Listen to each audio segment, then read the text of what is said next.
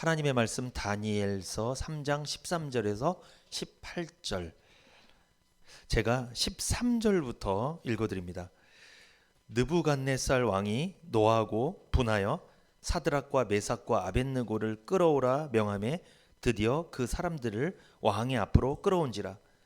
느부갓네살이 그들에게 물어 가로되 사드락 메삭 아벳느고야, 너희가 내 신을 섬기지 아니하며 내가 세운 금신상에게 절하지 아니하니 짐짓 그리하였느냐? 이제라도 너희가 예비하였다가 언제든지 나팔과 피리와 수금과 사면금과 양금과 생황과 및 모든 악기 소리를 듣거든 내가 만든 신상 앞에 엎드려 절하면 좋거니와, 너희가 만일 절하지 아니하면 즉시 너희를 극렬히 타는 풀무 가운데 던져 넣을 것이니 능히 너희를 내 손에서 건져낼 신이 어떤 신이겠느냐? 사드락과 메삭과 아벳느고가 왕에게 대답하여 가로되 느부갓네살이여, 우리가 이 일에 대하여 왕에게 대답할 필요가 없나이다. 만일 그럴 것이면 왕이여, 우리가 섬기는 우리 하나님이 우리를 극렬히 타는 풀무 가운데서 능히 건져내시겠고 왕의 손에서도 건져내시리이다.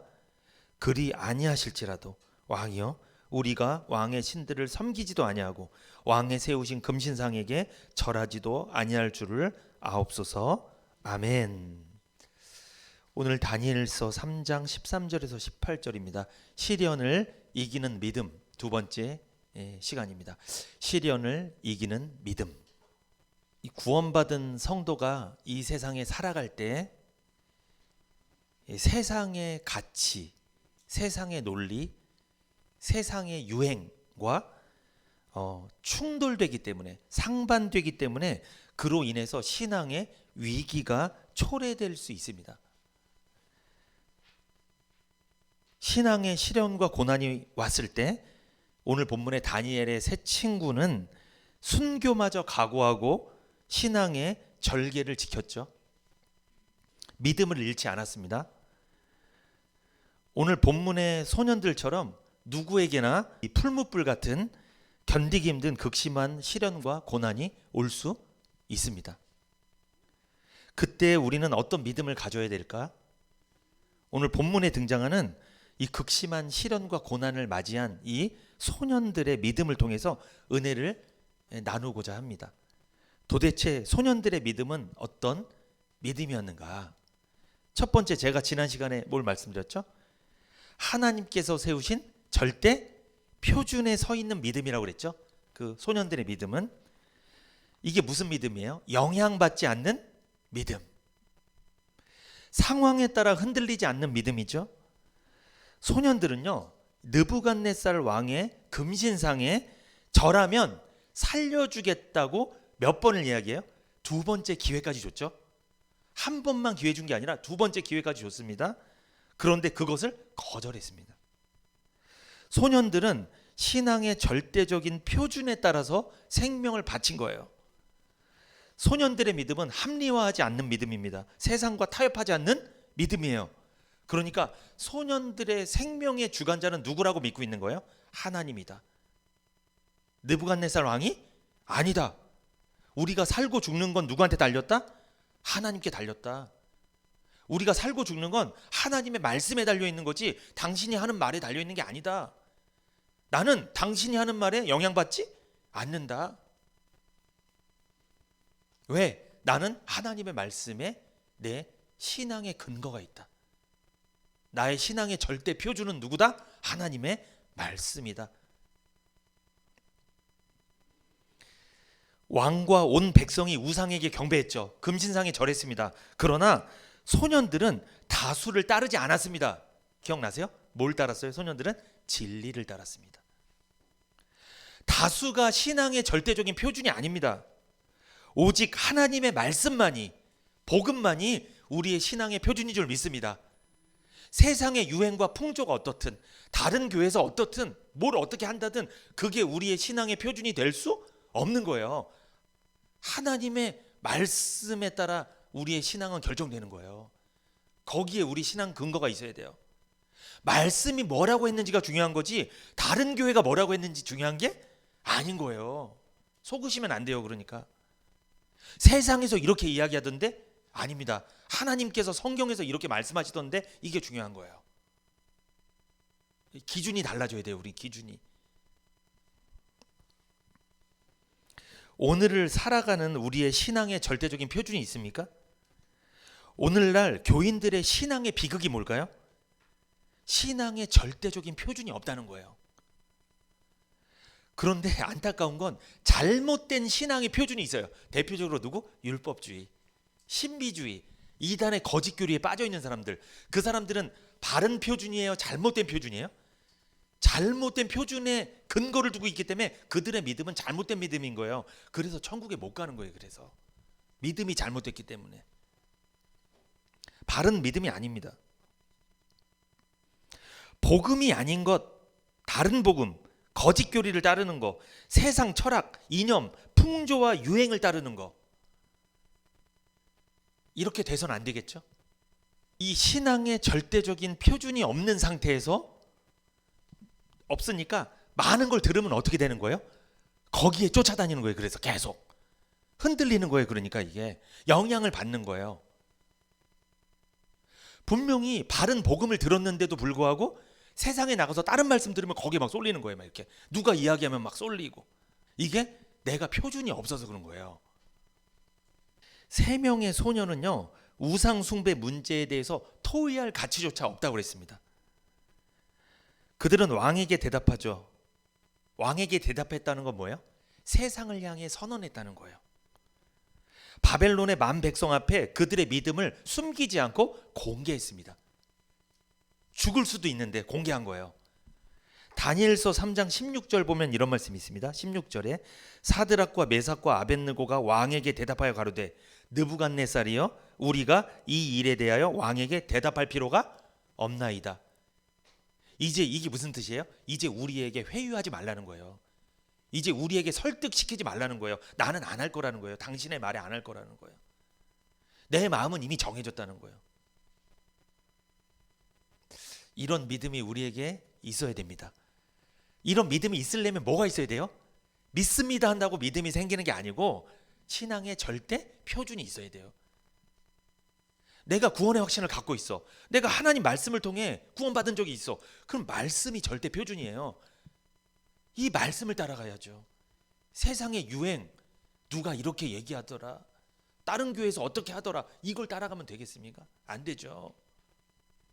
소년들은 구원받은 하나님의 백성들입니다. 잘 보세요. 신앙의 절대 표준이 있는 거 보니까 이 사람들은 구원 받은 것 같아요? 안 받은 것 같아요? 구원 이미 받은 사람들이에요. 이미 포로 끌려오기 전에 이미 구원의 확신이 있는 사람들이에요. 죄사함을 받은 사람들이에요. 이 사람들은, 이 소년들은 하나님의 말씀만이 절대 가치임을 믿었습니다. 소년들의 신앙의 절대 표준? 바로 하나님의 말씀이었다는 거죠. 하나님의 말씀에 절대 가치를 두지 않잖아요. 어떤 현상이 일어날까요? 그러면 세상과 타협할 수밖에 없게 됩니다. 세상과 토의를 하는 거예요. 세상이 충고하고 의논하고 토의를 하면 하나님의 절대 가치가 딱 있잖아요. 말씀에 표준이 있으면 거기 안 따라가요. 그런데 표준이 없잖아요. 한마디로 구원의 확신이 없으면 쫓아가는 거예요. 그래서 이단들이 교회는 열심히 다니는데 뭐 못 받은 사람? 구원만 못 받은 사람 공격합니다. 이단들이. 그 사람들한테 거짓 교리를 전해서 잘못된 구원의 확신을 믿게 만들어요. 이단들이 알아요. 그거 누구를 공격해야 될지 알고 있는 거예요. 그런데 구원의 확신이 딱 있어. 신앙의 절대 표준이 딱 있어.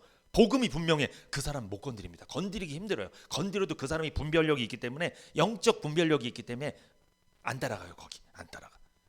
딱 들어보니까 이게 이거 아닌데, 이거 내가 들었던 말씀이랑 다른데, 표준이 있는 거예요. 근거가 딱 기준이 있으니까 기준에서 벗어나면 분별하는 거죠.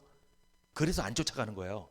근데 표준이 없으니까 이것도 맞는 것 같고 저것도 맞는 것 같고, 이게 오늘날 신앙인들의, 교인들의 비극이라니까. 이게 분별이 안 되는 거예요. 뭐가 뭔지 분별이 안 돼요. 분별되고 있습니까? 이게 복입니다. 이게 분별이 되고 있다면. 소년들의 믿음은 어떤 믿음이었는가? 오늘은 두 번째 메시지, 하나님의 절대 능력을 신뢰하는 믿음이었어요. 어떤 믿음이었다? 하나님의 절대 능력을 신뢰하는 믿음이었다. 오늘 16절에서 17절 볼까요? 다니엘서 3장 16절에서 17절. 제가 읽어드립니다. 16절부터. 사드락과 메삭과 아벳느고가 왕에게 대답하여 가로되 느부갓네살이여, 우리가 이 일에 대하여 왕에게 대답할 필요가 없나이다. 만일 그럴 것이면 왕이여, 우리가 섬기는 우리 하나님이 우리를 극렬히 타는 풀무 가운데서 능히 건져내시겠고 왕의 손에서도 건져내시리이다. 아멘. 지금 소년들이 뭐라고 말합니까? 느부갓네살 왕이시여, 우리에게 금신상에 절하라고 이제는 우리한테 얘기하지 마세요. 우리는 마음이 정해졌습니다. 만약에 우리를 풀무불 가운데 던지시더라도 하나님께서 우리를 뭐 해주실 겁니다? 살려주실 것입니다. 왕의 손에서 건져내실 겁니다. 그러니까 그들은 살려주실 하나님의 능력을 믿었다, 안 믿었다? 믿었다.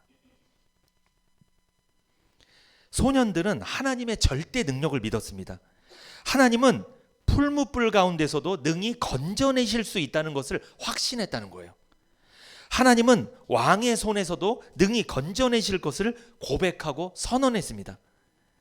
생사의 권한이 느부갓네살 왕에게 있는 것이 아니라 누구에게 있다? 하나님께 있음을 그들은 확실히 말한 거예요. 우리도 말해야 돼요. 세상에 나가서 사람들한테 말하세요. 우리의 살고 죽는 건 누구한테 달려있다? 하나님 앞에 달려있다. 근데 그 사장님 앞에 할 수 있겠어요? 여러분 가서?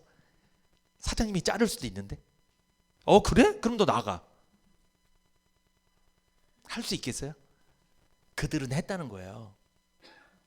손해를 볼 수도 있는데 한 거예요. 손해 볼 정도가 아니라 목숨을 잃어버릴 수도 있는데도 그들은 내가 살고 죽는 건 누구한테 있다? 하나님께 있음을 믿습니다. 저는 왕한테 있는 게 아닙니다. 근데 우리는 교회에서는 이 말을 잘해요. 근데 밖에 나가면 사장님께 있습니다. 고객님께 있습니다. 교회에서는 하나님께 있습니다. 왜 이렇게 달라지는지. 이게 똑같아야 되는데, 그렇죠? 소년들은요, 세상의 꼭대기에 있는 느부갓네살보다 더 위에 계신 하나님을 바라본 거예요. 우리가 꼭대기에 있다고 생각하는 그 사람 있죠. 그 사람이 내 인생 책임질 것 같잖아요. 그런데 그 꼭대기 위에 꼭대기에 누가 계신 거예요? 하나님이 그 사람 이용하고 있는 거예요. 지금 그거를 보셔야 되는데 왜 그걸 못 볼까? 제가 자주 말씀드리잖아요. 눈 앞에 보이는 높은 산만 보지 말고 그 산을 만드신 하나님 보시기를 축복합니다. 산이 높으면 얼마나 높겠습니까? 하나님보다 높겠습니까? 하나님 다 만들었는데. 그런데 소년들은 하나님의 절대 능력을 믿었다고 그랬잖아요. 왜 그들이 하나님의 절대 능력을 믿을 수 있었냐면 소년들은 하나님의 약속의 말씀을 신뢰하고 있었기 때문에 그래요. 그러니까 하나님의 약속하신 말씀 있죠. 이것을 믿어야 하나님이 능력 있는 분이라고 믿어지는 거예요. 무조건 하나님의 능력이 믿어지는 게 아니고 하나님의 약속의 말씀을 신뢰해야 합니다. 출애굽기 20장 4절에서 5절에 보면 우리가 찾진 않겠지만 지난주에 막 찾았잖아요. 출애굽기 20장 4절에서 5절을 보면 우상에게 절하지 말고 섬기지 말라는 하나님의 말씀이 있어요. 그 말씀을 이 소년들은 알았다 몰랐다? 알았다. 그래서 그 말씀을 순종하기 위해서 그들은 불 가운데 들어가는 것을 받아들인 거예요. 출애굽기 20장 4절에서 5절 우상에게 섬기거나 절하지 않으면 내가 몇 대까지 복을 주겠다? 1000대까지 복을 주겠다는 약속이 있었죠. 그걸 믿은 거예요. 그들은. 느부갓네살 왕한테 절하면 1000대까지 복을 받는 게 아니고 누구한테? 하나님이 절하지 말라고 하셨을 때 그걸 지킬 때 그 말씀 안에 내 믿음을 둘 때 내 신앙을 절대 표준에 거기에 둘 때 하나님이 나를 1000대까지 복을 주겠구나. 이 약속을 믿은 거예요. 그들은. 그러니까 하나님이 능력 있는 하나님이라고 믿어지는 거예요. 그러면 우리도 능력의 하나님을 믿으려면 어떻게 해야 돼요? 하나님의 약속의 말씀을 믿어야 돼요. 누구한테 하신 말씀? 나에게 하신 약속의 말씀을 믿을 때 하나님이 능력 있는 하나님으로 보이는 거예요. 그때 우리는 그 능력을 경험하게 될 줄 믿습니다. 이처럼 하나님의 말씀을 순종하는 삶에 때때로 극심한 고난과 시련을 당할 수 있습니다. 우상에게 절하지 말고 섬기지 말라는 하나님의 말씀을 순종하기 위해서 불 가운데 들어갈지라도 불꽃이 사르지 못하리라는 약속의 말씀을 소년들은 확신하고 있었어요. 소년들이 그러면 어떤 말씀을 또 확신했을까요? 출애굽기 20장 4절에서 5절 말씀도 확신했지만, 약속을 믿었지만, 이사야 43장 2절 말씀도 그들은 믿고 있었어요. 그 약속을 한번 볼까요? 이사야 43장 1절부터 2절을 같이 한번 읽어보겠습니다. 1절부터 시작. 야곱아, 너를 창조하신 여호와께서 이제 말씀하시느니라. 이스라엘아, 너를 조성하신 자가 이제 말씀하시느니라. 너는 두려워 말라. 내가 너를 구속하였고 내가 너를 지명하여 불렀나니 너는 내 것이라. 내가 물 가운데로 지날 때에 내가 함께할 것이라. 강을 건널 때에 물이 너를 침몰치 못할 것이며 내가 불 가운데로 행할 때에 타지도 아니할 것이요 불꽃이 너를 사르지도 못하리니. 이사야 43장 2절에 있죠. 어떤 말씀? 내가 불 가운데 행할 때도 타지도 아니할 것이요 불꽃이 너를 사르지도 못하리니. 이 이사야 43장 2절을 소년들은 알았을까요? 몰랐을까요? 알았습니다. 그걸 믿고 있었어요. 그러니까 설사 불 가운데 들어가더라도 불꽃이 나를 사르지 못한다, 이걸 믿었습니다. 그러니까 하나님의 능력이 하나님이라고 믿고 있었던 거예요. 약속의 말씀을 믿어야 될 줄 믿습니다. 그래야지 하나님의 능력이 믿어지는 거예요. 그 능력을 경험할 수 있어요. 그래서 소년들은 불 가운데서도 함께 하시며 불꽃이 사르지도 못하게 하리라는 하나님의 약속의 말씀 이사야 43장 2절을 믿었습니다. 소년들은 극렬히 타는 풀물불에 던져지더라도 능히 구원해 주시는 하나님의 절대 능력을 믿은 거예요. 결국 그들이 믿었던 약속의 말씀 그대로 성취됐습니다. 그들은 털끝 하나 타지 않고 모두 불 가운데서 구원받았죠. 여러분, 이것은 영혼 구원이에요? 삶의 구원이에요? 이건 영혼 구원이 아니죠. 불 가운데서 살아나온 거니까. 이건 삶의 구원입니다. 이들은 이미 구원의 확신이 있는 사람들이잖아요. 이건 삶의 구원이에요. 삶 가운데 불 같은 고난을 당하고 있어요. 여러분, 지금 뜨거워요? 막 힘들어요? 불 같은 고난? 그때 어떻게 하셔야 돼요? 하나님의 약속의 말씀을 믿어야 됩니다. 주의 종을 통해서 무슨 약속을 하셨으면 그걸 믿으세요. 그러면 하나님의 능력이 믿어져요. 아, 내가 이런 불 같은 고난, 불 같은 시련, 이런 위기 가운데서도 나 털끝 하나 타지 않고 나 구원받겠구나, 이게 믿어지는 거예요. 그러면 그 불 가운데 들어갈 수 있는 거예요. 고난 가운데서 우린 승리할 수 있습니다. 지금 뭐 힘드세요? 지금 뭐 어려운 거 있어요? 고난 당하고 있어요? 약속의 말씀을 뭐 하세요? 믿으세요. 약속의 말씀을. 어떤 약속의 말씀? 내가 물 가운데 지날 때 물이 너를 침몰치 못할 것이다. 내가 불 가운데 지날 때 불꽃이 너를 사르지 못할 것이다. 하나님께서 함께 하시고 지켜주신다는 약속이잖아요. 이 이사야 43장 2절의 약속을 소년들은 믿었지만 우리도 뭐 해야 돼요? 믿어야 될 줄 믿습니다. 소년들은 이미 지나갔고 우리한테 하시는 말씀이잖아요. 지금 우리도 믿어야 돼요.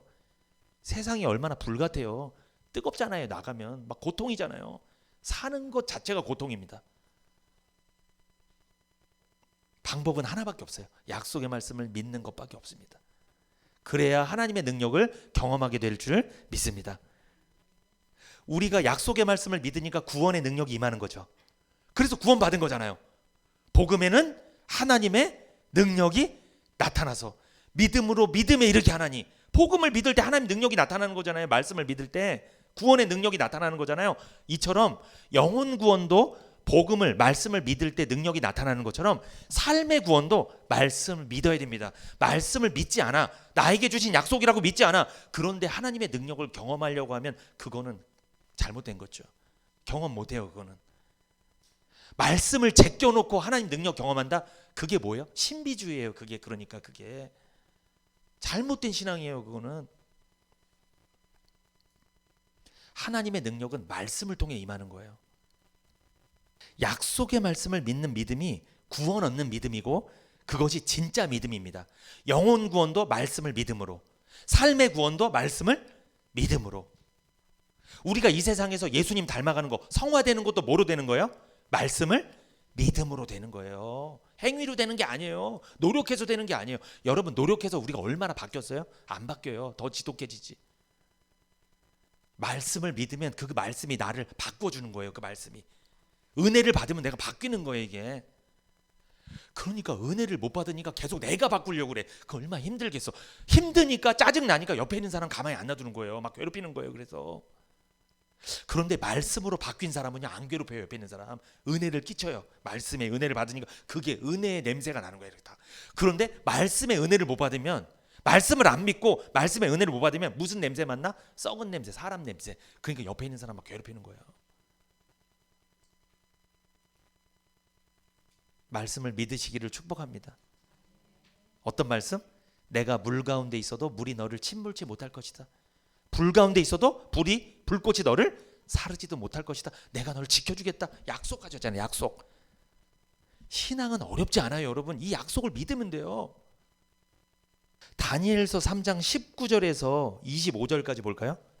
제가 19절부터 읽어드립니다. 느부갓네살이 분이 가득하여 사드락과 메삭과 아벳느고를 향하여 낯빛을 변하고 명하여 이르되 그 풀물을 뜨겁게 하기를 평일보다 7배나 뜨겁게 하라 하고 군대 중 용사 몇 사람을 명하여 사드락과 메삭과 아벳느고를 결박하여 극렬히 타는 풀물 가운데 던지라 하니 이 사람들을 고이와 속옷과 겉옷과 별다른 옷을 입은 채 결박하여 극렬히 타는 풀물 가운데 던질 때 왕의 명령이 엄하고 풀무가 심히 뜨거움으로 불꽃이 사드락과 메삭과 아벳느고를 붙든 사람을 태워 죽였고 이 세 사람 사드락과 메삭과 아벳느고는 결박된 채 극렬히 타는 풀무 가운데 떨어졌더라. 때에 느부갓네살 왕이 놀라 급히 일어나서 모사들에게 물어 가로되 우리가 결박하여 불 가운데 던진 자는 세 사람이 아니었느냐. 그들이 왕에게 대답하여 가로되 왕이여 옳소이다. 왕이 또 말하여 가로되 내가 보니 결박되지 아니한 네 사람이 불 가운데로 다니는데 상하지도 아니하였고 그 넷째 모양은 신들의 아들과 같도다 하고. 사드락과 메삭과 아벳느고가 왕의 말을 듣지 않았죠. 절하지 않았잖아요. 그러니까 왕이 결국은 풀무불에 던지라고 했잖아요. 그런데 풀무불에 던질 때 그 불을 평소보다 몇 배나 뜨겁게 했다? 7배나 화력을 높인 거예요. 7배나 평소보다. 얼마나 화력이 셌냐면 그 사드락과 메삭과 아벳느고를 붙잡아서 그 안에 집어넣으려고 했던 옆에 병사들이 어떻게 됐대요? 오늘 보니까 다 죽었어요. 얼마나 뜨겁든지 옆에 있는 사람이 화상을 입고 다 죽은 거예요. 평소보다 몇 배? 7배나 화력을 뜨겁게 했습니다. 왜? 이게 지금 느부갓네살이 뭐 한 거예요? 지금 아주 화가 많이 난 거예요. 나오잖아요. 느부갓네살이 분이 가득했다고 나오잖아요. 19절에. 그러니까 두 번이나 살려주려고 기회를 제공했는데 그걸 거절한 거예요. 감히 이방인이. 괘씸한 거예요 지금. 그래서 평소보다 아주 뜨겁게 만들어서 아예 다 뼈도 추리지 못하게 하려고 다 태워버리려고 주는 메시지가 있어요. 우리에게 주는 메시지. 잘 보세요. 불이 평소보다 7배나 뜨거웠지만 그들은 털끝 하나 탔어요? 안 탔어요? 안 타고 살아나왔잖아요. 하나님의 놀라운 역사가 일어났잖아요. 기억해야 됩니다. 하나님의 역사가 일어나기 전에는 고난이 극심합니다. 고난과 시련이 우리가 상상 초월로 다가올 수도 있어요. 하나님의 역사가 나타나기 전에 시련과 고난은 커지게 되어 있습니다. 그러니까 나에게 주어진 시련과 고난이 견딜 수 없을 정도로 커졌다. 그러면 이제 뭐가 다 됐다? 하나님의 역사가 나타날 때가 다 됐다고 생각하시면 돼요. 하나님의 큰 능력이 나타나기 위해서는 시련과 고난이 크게 나타날 수 있다는 거예요. 큰 시련과 큰 고난은 큰 능력과 큰 축복을 가져옵니다. 작은 시련과 작은 고난은 작은 복과 작은 응답을 받게 돼 있어요. 그러니까 내 시련과 고난의 크기가 크면 클수록 더 큰 복을 받게 된다고 생각하시면 돼요. 예를 들어서 여러분, 홍해 앞에서 이스라엘 백성들이 뒤로도 가지 못하고 앞에도 가지 못하고 진퇴양난의 상황이었죠. 그때 막 원망하고 불평했잖아요. 엄청난 고난이잖아요. 그 엄청난 큰 고난을 맞았지만 그 다음에 어떤 기적을 경험해요? 홍해를 건너는, 물 한 방울 닿지 않고 그 마른 땅을 건너가는 놀라운 기적을 경험했잖아요. 이스라엘 백성 40년 동안 광야 생활했잖아요. 이 광야 생활은 작은 고난이에요? 큰 고난이에요? 이것도 큰 시련이고 큰 고난이잖아요. 그런데 그 다음에 가나안에 들어갔잖아요. 그들이 손으로 한 것이 아무것도 없어도 다 누릴 수 있었잖아요. 가나안에 들어가서. 나사로가 죽었습니다. 제가 설교한 적 있죠. 나사로 죽었더니 다음에 어떻게 됐어요? 주님 오시고 나서 부활했죠. 고난이 크면 클수록 받는 게 더 많아요. 그러니까 지금 고난이 큰 분이 있어요? 큰 시련 당하신 분이 있어요? 기대하세요. 개봉박두. 얼마 안 남았습니다. 큰 역사가 일어날 겁니다. 그런 말 있잖아요. 밤이 깊으면 깊을수록 별은 더 빛난다. 고난이 깊으면 깊을수록 더 큰 걸 받게 되는 거예요. 현재 우리가 당하고 있는 시련과 고난은 어떻습니까? 큰 시련입니까? 작은 시련입니까? 우리 앞에 큰 시련과 고난이 있다면 큰 능력을 경험하게 될 것이며 큰 복을 받게 될 줄 믿습니다. 눈앞에 펼쳐진 환경만 보지 마시고 보이는 환경 너머에 계신 하나님을 바라보시기를 축복합니다. 배를 타고 낚시 하시는 분 있죠. 우리 교회도 있어요. 낚시 좋아하시는 분들 있습니다. 그런데 저도 잘 몰랐는데 멀미가 나는 거예요. 자꾸만 이게. 저도 몇 번 나가본 적이 있는데 그러더니 옆에 계신 그 선장님이 그런 거예요. 배를 타고 낚시할 때는 앞에를 보면 멀미한대요. 가까이를 보면. 먼 곳을 바라보라는 거예요. 그래서 먼 곳을 딱 바라보니까 멀미가 좀 사라지는 거예요. 우리 인생도 똑같습니다. 앞에 있는 고난만 바라보면 멀미입니다. 멀미하죠. 어떠세요? 옆에 있는 남편, 아내, 자식 보면 멀미하나요 지금? 막 멀미나요 막 이렇게. 거의 동의하는 수준인데 지금 보니까 여러분들 멀미난다. 멀리 갈 것도 없고 집에만 가면 멀미 그냥 바로. 이거 어떻게 해야 되나 멀미. 근데 멀리 보세요. 가까이 있는 사람 보지 마시고 멀리 계시는 그 하늘에 계시는 하나님 바라보세요. 그럼 멀미가 사라질 줄 믿습니다. 하나님의 섭리와 계획이 풀무불 같은 극심한 시련과 고난 중에도 이루어지고 있음을 믿기 바랍니다. 그러니까 우리 지금 그들이 소년들이 풀무불에 들어가서 죽는 상황이 되었어도 하나님의 섭리와 계획은 있었다 없었다? 있었다. 어떤 계획? 그들을 털끝 하나 타지 않고 살려주려는 하나님의 계획은 계속 진행되고 있었다는 거죠. 이걸 믿으라는 거예요. 시련과 고난을 당할 때 우리가 걱정할 문제가 아닙니다. 시련과 고난 중에도 지금 하나님은 일하고 계십니다. 어떤 일? 우리에게 큰 축복과 큰 능력을 경험하게 하시려고 하나님 일하고 계세요. 믿으시기 바랍니다. 두 번의 살 수 있는 기회를 걷어차버린 소년들에게 매우 화가 난 느부갓네살 왕의 명령에 의해 소년들은 극렬히 타는 풀무불 가운데 던져졌죠. 불이 얼마나 뜨거웠던지 옆에 있는 사람 다 타 죽였다고 그랬죠. 그런데 신기한 광경이 나타났습니다. 어떤 광경? 풀무불 가운데 던진 사람은 몇 명? 3명인데 불 가운데 몇 명? 4명이 있음을 느부갓네살 왕과 신하들이 똑똑히 보았습니다. 경악하며 놀랐습니다. 여기서 우리에게 주시는 메시지 있어요. 여러분, 우리가 시련과 고난 당할 때 하나님 어디 계시죠? 옆에 계신 거예요. 우리 자녀가 아플 때 엄마 어디 있어요? 아빠는 TV 보고 리모컨 만지고 있을지라도 꼭 아빠들은 그러더라고. 근데 엄마는 옆에 있어요. 아이 옆에. 온도계로 계속 재고 이거 병원 가야 되나 어떻게 해야 되나. 옆에 있는 거예요. 곁에 있어요. 곁에. 우리가 시련과 고난을 당할 때 하나님은 우리 곁에 계신 줄 믿습니다. 하나님은요 팔짱 끼고 불난집 구경하듯이 하늘 위에서 쳐다보시는 분이 아니에요. 하나님께서 친히 불 가운데 그 소년들과 함께 하셨습니다. 그런데 불신자인 느부갓네살 왕이 그걸 목격했어요. 3명인데 몇 명? 4명인데. 그런데 느부갓네살 왕이 25절에서 무슨 고백을 하냐면 감탄하며 이렇게 말합니다. 25절에 그 넷째 모양은 신들의 아들과 같도다. 그러니까 느부갓네살 왕이 신들의 아들 누구예요? 예수님이잖아요. 예수님이 소년들과 함께 한 거예요.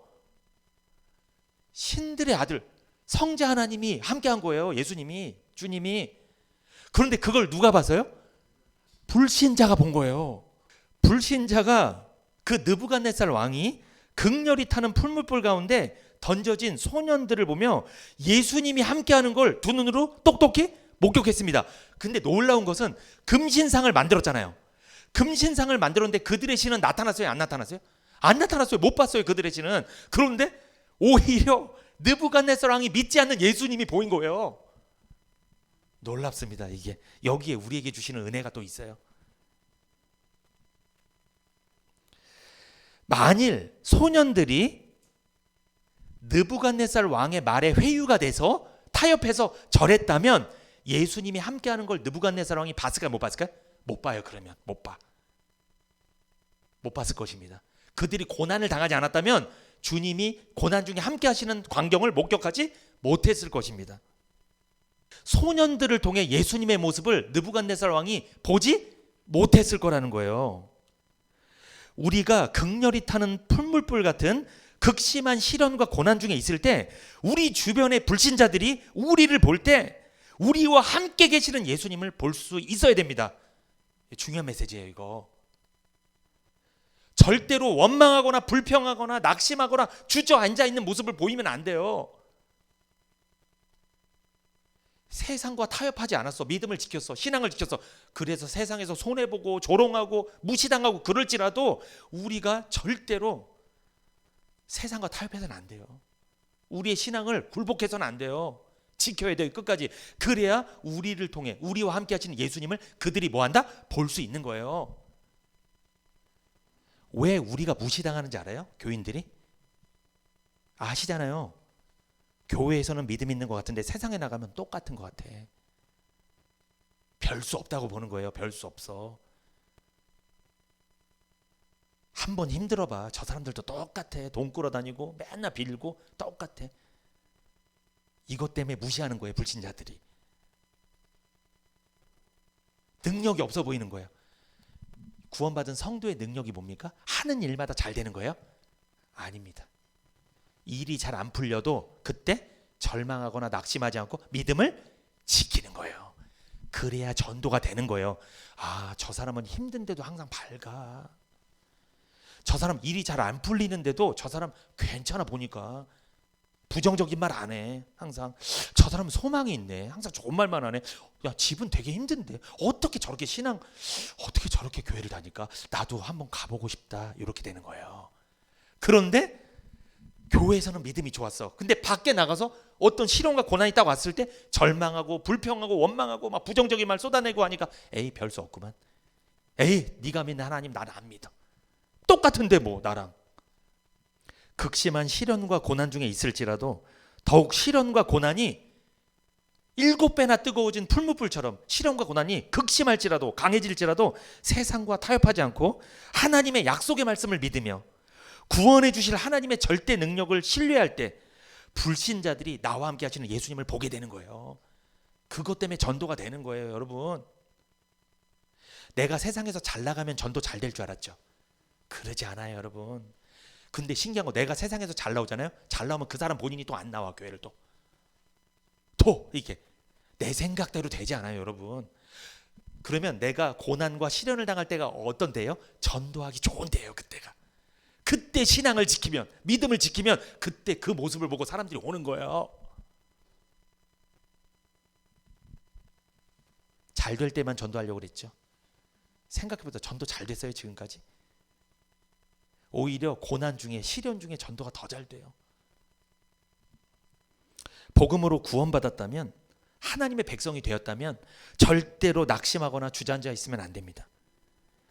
결국 소년들 모두 머리털 하나 그슬리지 않고 멀쩡하게 불 가운데서 살아나왔죠. 소년들이 극렬히 타는 풀무불 가운데서도 하나님의 절대 능력을 경험한 거예요. 예수님과 함께 있던 세 사람을, 소년들을 불꽃이 사르지 못했습니다. 결국 이사야 43장 2절에 말씀이 뭐였다? 성취가 된 거예요. 그 말씀이 성취된 거예요. 우리 인생을 통해 말씀이 성취되는 거 보고 싶으세요? 그러면 고난과 시련 중에 주저앉아 있지 마세요. 그때 더 하나님과 가까워지세요. 말씀을 들으세요. 말씀을 믿으세요. 나에게 주신 말씀이라고 믿으세요. 사람들 소리 듣지 마세요. 신앙을 지켜야 돼요. 우리가 잊지 말아야 될 것이 있습니다. 하나님은 좋은 환경에서만 역사하는 분이 아니라는 거예요. 하나님은 우리가 기쁠 때만 역사하시는 분이 아닙니다. 풀무불 속에서도 역사하시는 거예요. 우리가 풀무불 같은 극심한 시련과 고난을 당하고 슬픔을 당했을 때 외면하지 않고 역사하시는 분이 우리가 믿는 하나님이에요. 오늘 본문의 소년들이 왜 고난을 당한 거예요? 왜 시련 당한 거예요? 그들이 금신상에 절하지 않았기 때문이죠. 왜 절을 안 했어요? 출애굽기 20장 4절 말씀을 지키려고. 어떤 말씀? 우상에게 절하거나 숭배하지 섬기지 말라. 이 말씀을 끝까지 지키려고, 이 신앙을 지키려다 보니까 목숨까지 잃어버릴 상황이 된 거잖아요. 우리도 마찬가지입니다. 하나님께서 우리에게 하신 약속의 말씀이 있을 거예요. 이 말씀을 믿지 말고 나와 타협해, 세상과 타협해, 내 말 들어 라는 위기의 순간이 왔을 때 그때 신앙을 지키시기를 부탁드립니다. 그때 타협하지 마세요. 그때 타협하면 그 사람 잃어버려요. 그 사람 교회 안 와요. 그러면 그 사람이 뭐라고 생각해요? 너도 별 수 없구나. 그러면 그 사람 영혼이 내가 그 다음부터 말씀 전하면 나 믿을까요? 안 믿을까요? 내가 전도하면 나 따라올까요? 안 따라올까요? 안 따라와요. 안 따라와. 그래서 전도가 안 되는 거예요. 그러면 그 사람 영혼을 끊어버리는 거예요. 그냥. 주님이 뭐라고 말씀하셨어요? 한 사람 영혼 실족하면 엄청난 큰 죄라고 그랬죠.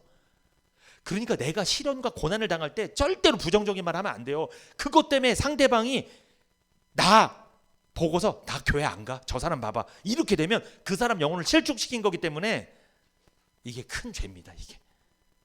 그 사람 절대로 이제 교회 안 다녀요. 실망이 있기 때문에. 근데 우리가 시련과 고난 중에 잘 대처해야 돼요. 똑같은 불신자의 모습을 보여서는 안 돼요.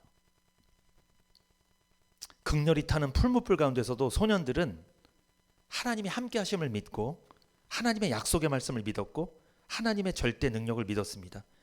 그들은 구원의 소망을 갖고 있었습니다. 하나님이 이 불 가운데서 우리를 뭐하겠다? 건져주실 거라는 걸 믿었어요. 이사야 43장 2절의 약속의 말씀을 믿었죠.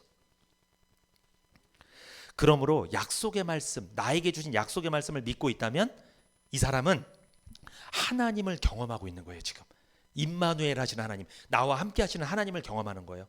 여러분, 어떤 분이 이렇게 물어봐요. 하나님 나와 함께 하는 걸 어떻게 알 수가 있냐고. 어떤 분은 막 신비한 환상을 보고서 하나님 나와 함께 한다고 믿는 분이 있어요. 아닙니다. 그게 아니에요. 하나님 나와 함께 하는 걸 어떻게 알 수 있냐? 내가 약속의 말씀을 믿은 적이 있어. 그 말씀 믿어졌어. 그래서 하나님을 신뢰해, 믿어. 이러면 누가 함께 하는 거예요? 하나님 함께 하는 거예요. 하나님은 말씀이랑 함께 하시는 분이에요. 말씀하시는 하나님이에요. 그런데 반대로 약속의 말씀을 믿은 적이 없어. 근데 환상은 다 체험했어. 이 사람은 하나님 함께 하는 게 아닙니다. 이것은. 우리가 곤경을 당했을 때, 죽을 고비를 맞이했을 때 우리를 건져주는 게 누가 건져주는 거예요? 말씀이 건져주는 거예요. 시편 107편 19절에서 20절 볼까요? 시편 107편 19절에서 20절 보면 이런 말씀이 있습니다. 이에 저희가 그 근심 중에서 여호와께 부르짖음에 그 고통에서 구원하시되 저가 그 말씀을 보내어 저희를 고치사 위경에서 건지시는도다. 하나님은 시련과 고난 중에 우리와 함께 하시고 우리를 건져주실 때 어떻게 건져주세요? 말씀으로 위경에서 건지시는 분인 줄 믿습니다. 그러므로 지금 시련과 고난을 받고 있다면 제일 먼저 해야 될 게 뭐예요? 하나님 말씀을 받는 이 자리에 오셔야 돼요. 말씀 받아야 돼요. 아니, 건짐 받으려면 말씀을 들어야죠. 말씀을 듣지 않으면 믿음이 생길 수 없는데 그럼 어떻게 건짐 받을 거예요? 지금 주저앉아 있습니까? 눈앞에 펼쳐진 환경만 보입니까? 그러면 말씀을 많이 들으십시오. 믿음이 생기게 될 거고 그 믿음을 갖게 되면, 약속의 말씀을 믿게 되면 하나님 능력을 믿게 되고 우리는 그 능력을 경험하게 될 줄 믿습니다. 지금 내 인생을 다 태워버릴 것 같은 어마어마한 불이 내 앞에 타고 있을지라도, 그런 시련과 고난을 당하게 되었어도 하나님의 능력을 믿으시기를 축복합니다. 오늘 이제 마지막으로 세 번째 메시지입니다. 오늘 다니엘서 3장 16절에서 18절 한번 보겠습니다. 사드락과 메삭과 아벳느고가 왕에게 대답하여 가로되 느부갓네살이여, 우리가 이 일에 대하여 왕에게 대답할 필요가 없나이다. 만일 그럴 것이면 왕이여, 우리가 섬기는 우리 하나님이 우리를 극렬히 타는 풀무 가운데 능히 건져내시겠고 왕의 손에서도 건져내시리이다. 여기까지. 이게 하나님의 능력, 절대 능력을 믿는 믿음이라고 그랬잖아요. 그런데 이 소년들은요, 거기에 초월하는 믿음을 갖고 있었어요. 하나님의 절대 능력을 믿는 믿음도 너무나 귀한 믿음입니다. 그런데 그 믿음보다 수준 높은 믿음이 있었어요. 어떤 믿음? 18절, 그리 아니하실지라도 왕이여, 우리가 왕의 신들을 섬기지도 아니하고 왕이 세우신 금신상에게 절하지 아니할 줄을 아옵소서. 이게 무슨 뜻입니까? 세 번째입니다. 소년들의 믿음은 어떤 믿음이었나? 하나님의 뜻을 따라 순종하는 믿음이었습니다. 어떤 믿음? 하나님의 뜻에 순종하는 믿음이었어요. 소년들의 신앙은 어떤 신앙? 그리 아니하실지라도의 신앙이었습니다. 이게 무슨 뜻이냐? 그들이 처음에 이렇게 고백하잖아요. 하나님이 우리를 풀무불 가운데 건져낼 거다. 살려주시는 것이 주님의 뜻이면 감사할 것이고, 그리 아니하실지라도 하죠. 이게 뭐야? 설사 하나님이 건져주지 않더라도, 설사 죽는 것이 하나님의 뜻이라면 그 뜻에 뭐 하겠다? 순종하겠습니다. 살게 해달라고 하지 않겠습니다. 그거 순종하겠습니다. 이 뜻이에요. 대단한 믿음이죠.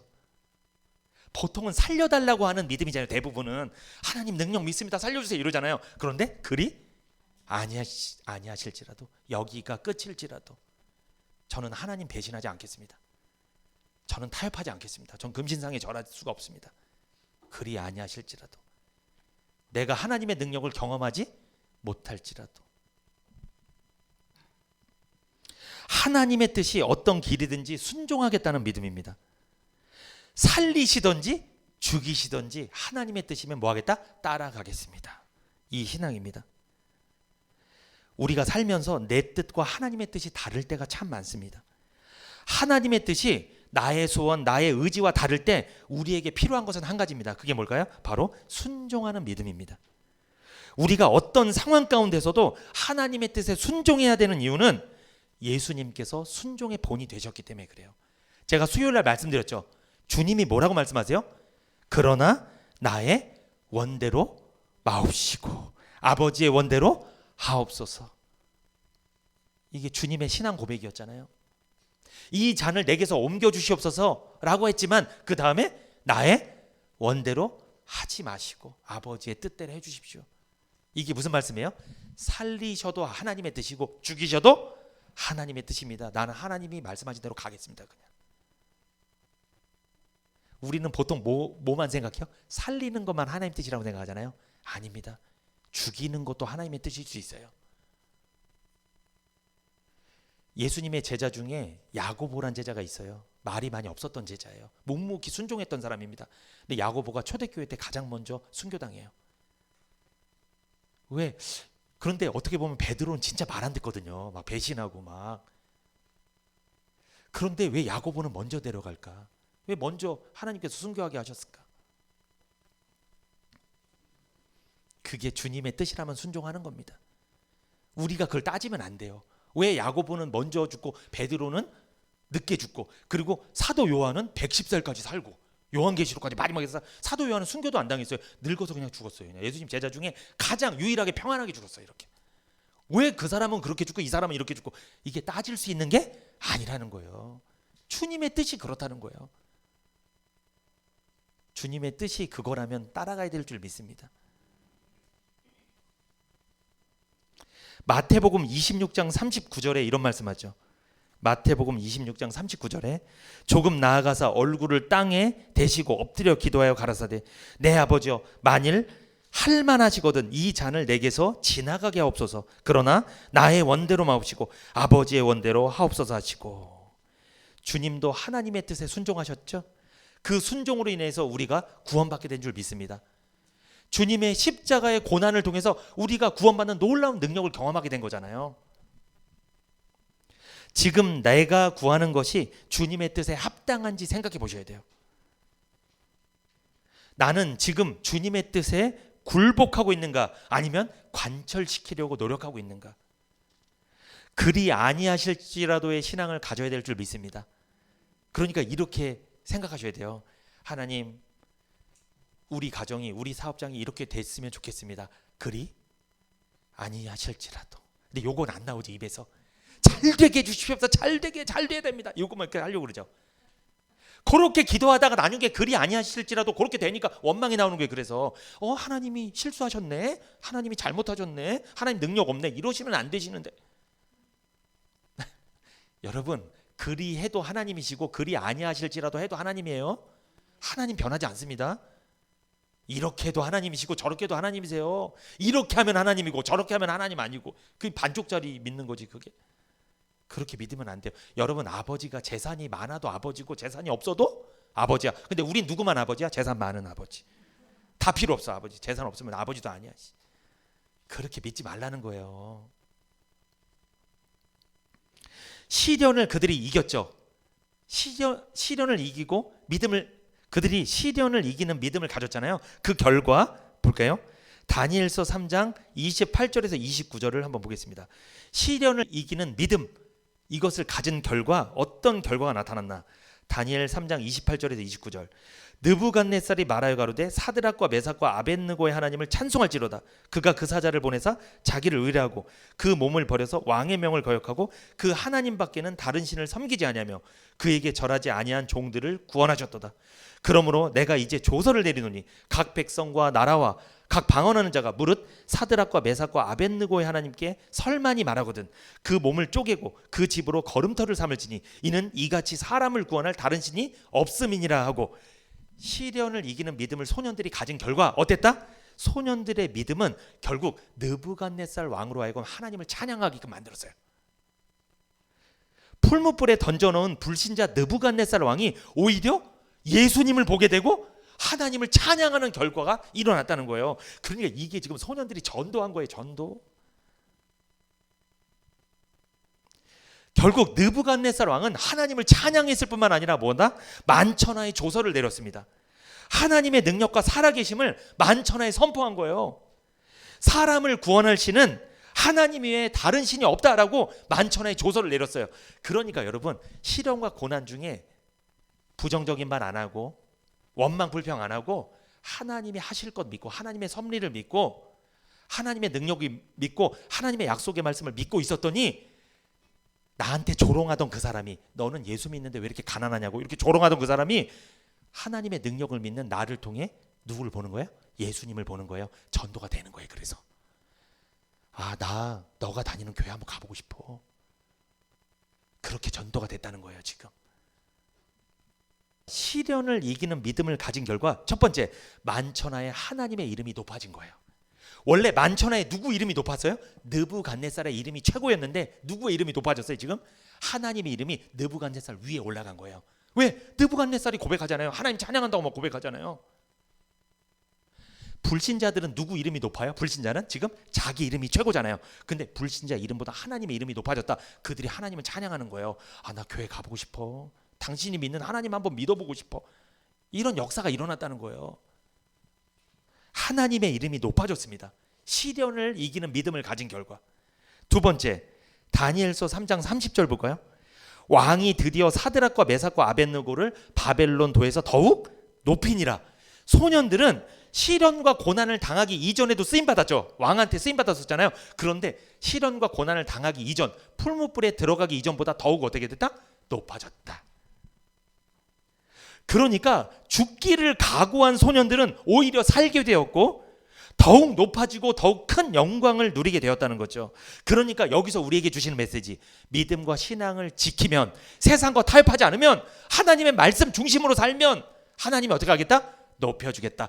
교회에서도 높여주고 세상에서도 높여줄 거예요. 높아지고 싶어요? 타협하지 마세요. 그러면 절대로 불신자한테 가서 원망이나 불평하지 마세요. 뭐가 어땠니 저땠니 막 이러면서 막 불평하지 마세요. 그러면 나락으로 가는 거예요. 그 사람은 같은 교인들한테도 무시당할 뿐만 아니라 불신자한테도 짓밟히는 거예요. 그렇게 되면 이게 비참한 거예요. 아니, 힘들고 지칠 때도 하나님 의지해야 되는 거 아니에요? 그걸 보여줘야 되는 거 아니에요? 그래야지 전도가 되죠. 높아지고 싶습니까? 세상에서 타협하지 마세요. 굴복하지 마세요. 누가 옆에서 꼬시면 넘어가지 마세요. 신앙에 절개가 있어야 돼요. 논개처럼 절개가 있어요. 논개도 막 뛰어내리잖아요. 막. 우리도 절개가 있어야 됩니다. 타협하면 안 됩니다. 내가 이 사장님한테 이렇게 해야지 내가 손해 안 볼 것 같은데 이거 하면 안 돼요. 그렇게 했다가 순간 이익 보는 것 같은데 나중에 나락으로 갑니다. 그 사람도 전도가 안 될 뿐만 아니라 나락으로 가요. 결국은 하나님은요 정확한 분이에요. 여러분, 사람한테 잘 보이실 거예요? 하나님한테 잘 보이실 거예요? 하나님한테 잘 보이시는 게 중요합니다. 소년들은 시련을 이기는 믿음을 갖고 있었죠. 그 결과 불신자 느부갓네살 왕이 예수님을 보게 되고 하나님을 찬양하며 온 나라에 조서까지 내렸습니다. 온 나라에 그 소년들의 소문이 들린 거예요. 막 소문이 퍼진 거야. 온 나라에 복음이 전해지는 거예요. 하나님 말씀이 막 전해지는 거예요. 그 이방 나라에. 해를 선으로 바꾸시는 하나님의 능력을 경험한 거죠. 말씀을 맺습니다. 풀무불과 같은 극심한 시련과 고난을 이기는 믿음은 하나님에 대한 절대적인 믿음뿐입니다. 하나님의 말씀을 신앙의 절대 표준으로 삼으시고 능히 구원하시는 하나님의 절대 능력을 믿으시고 하나님의 뜻을 따라 그리 아니하실지라도 순종하는 믿음으로 임마누엘 하시는 함께 하시는 하나님을 경험하며 살아가시기를 축복합니다. 필사즉생, 필생즉사. 이게 뭐예요? 죽고자 하면 살 것이고 살고자 하면 죽을 것이다. 주님과 복음을 위해 믿음과 신앙을 위해 죽고자 하면 살게 될 거고 믿음과 신앙을 버리고 주님을 버리고 순간 타협하게 되면 죽게 될 것입니다.